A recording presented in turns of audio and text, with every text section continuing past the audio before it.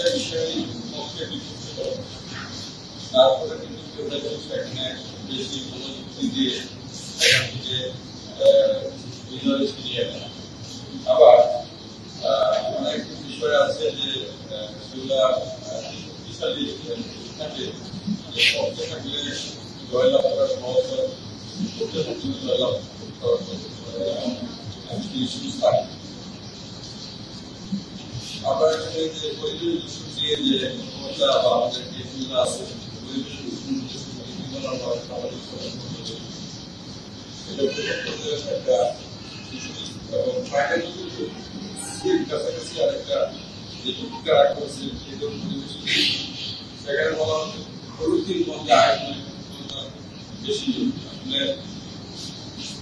আমরা জানি যে সরকার প্রযুক্তির